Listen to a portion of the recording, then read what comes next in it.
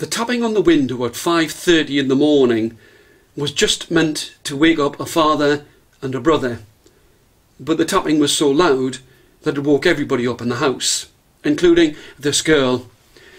She knew that she would never work down the pit because she was a girl, but she knew that she would have to do some work sometime. She was friendly, but not very strong. And right by the side of the mine, she did the work that she could. She would cook. She would cook for her father's breakfast.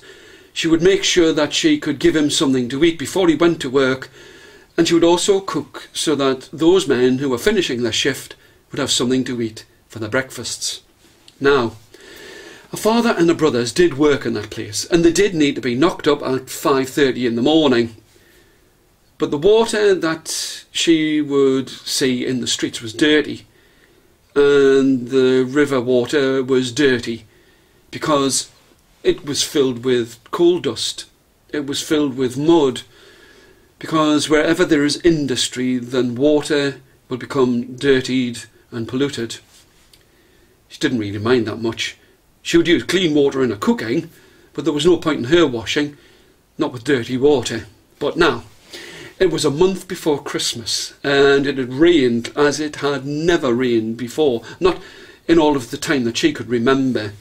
And she knew that the water level would be rising inside of the mine, and she wanted to say to her father and her brothers not to go down the pit, because the old steam engines that would chug and pull the water from out of the mine were built a long time ago, built when the mine shafts were first sunk. One of the other jobs that she could do in between cooking was to make coal briquettes. They would be pieces of coal dust that would be pushed and formed and into shape, and she would squeeze them and push them and pull down a great lever and make the coal briquettes that they could burn on their fire. Oh yes, I mean, they would get coal from the mine anyway. Her father would laugh. He would say that there was enough coal dust inside of his pit helmet to light the fire for the rest of the year. The girl, when it was dark in the morning, would sit and cook by candlelight. She would watch the candle wax as it would drip down. She would cook at night by candlelight. But she knew that the water level would be rising on this morning, a month before Christmas. And as the tap on the window had woken her and everyone else in the street up, she wanted to say to her father, as he pulled his pit helmet onto his head, and her brothers as they all got themselves ready, she wanted to say to them, please don't go down. There was something that she could feel. She didn't know what it was. Perhaps it was the fact that it was raining so hard, or that there was a breeze that pulled at the candle's flame. But she did want to say something to her father and her brothers, but it wouldn't have made any sense. Her father had just said, at least we'll have clean faces when we go down to the mine, for the rain was lashing at their faces and their clothes. But it wouldn't take them long, once they'd gone down into the pit, to take their jackets, their shirts off, and be down to the vests and the trousers, because it was so hot in that place. But at the end of the day, when she was cooking for her father's tea, she waited. And she waited. None of the men were coming back with their heavy boots rattling on the pavements.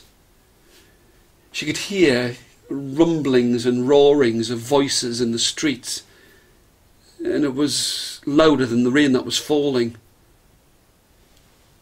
Her mother said to her, something's happened. I think that we should go down, just to see if everything's all right. They wrapped up her younger brother, for he was only about 18 months old, put him in a shawl, wrapped her inside of her coat, and her mother ran down the streets. This girl, she wasn't running, no, not with her baby brother inside of her coat.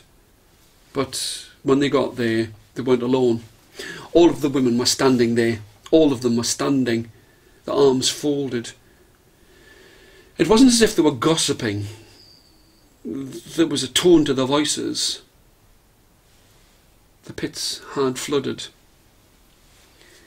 The old steam engine that drew the water out was not drawing out the water fast enough. Parts of the pit had been flooded. You could hear the shouts of joy and screams of just happiness when some of the pitmen had got out and away from the floods, and everyone was waiting and watching the tallies being placed back, the tally discs that were hung to show who was in and who wasn't in the pit. But there was a great gap.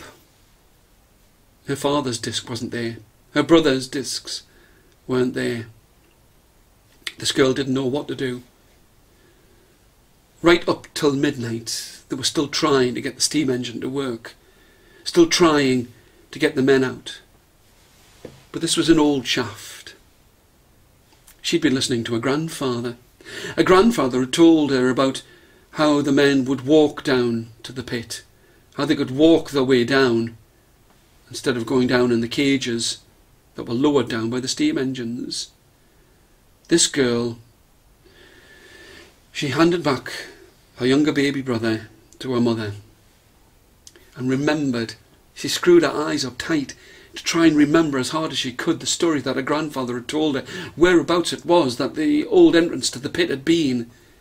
And she wasn't sure, but she ran across the fields, and there she found an old wooden door with a rusty chain on it. She wondered. She ran back to the house and got the candle that she would do her cooking by, got it, guarded the flame, ran to that place, and she could see that if she was to push hard enough, the old hinges would break. And by herself she pushed and pulled at the doors, and eventually they came off. Now she had sweat on her brow and a small cut on the back of her hand, but with that candle's flame she could see that there was a red tone and a tinge to that flame. She knew that this was a dangerous place to go, for when a candle flame did not burn the way that it should do, bright and yellow, she knew that there would be coal damp in the air, and this would be a second disaster. She snubbed out the flame and waited until her eyes got used to what little light was starting to creep into that old part of the old shaft, and she screamed, "Dad!" She wasn't sure, but she could hear a tick-tack tapping. There was no way that she could have pulled all of the stones away, but she did run back. She called to all of the women. "I think that there's a way that we can get the men out." They didn't hesitate, they didn't question her.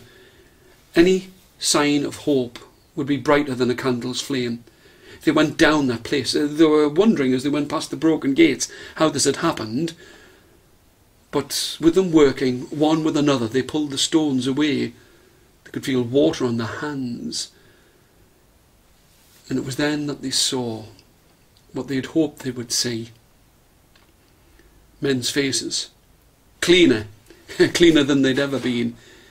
Cleaner than they'd ever been, but free. It was one of the last of the men to come out of the pit. From that place that the women had dug out was her father and her brothers. He looked at her and said, "You've been listening to your granddad's stories, haven't you? I've got something for you." When it came to the next payday, her father didn't wait for a wink or a blink. He took his wages, and all of the copper coins that were inside of that bag he gave to his daughter. She had never had so much money in all of her life. And when it was Christmas Day, all of the family were surprised, for she bought for each and every one person in a family, a beautiful Christmas candle.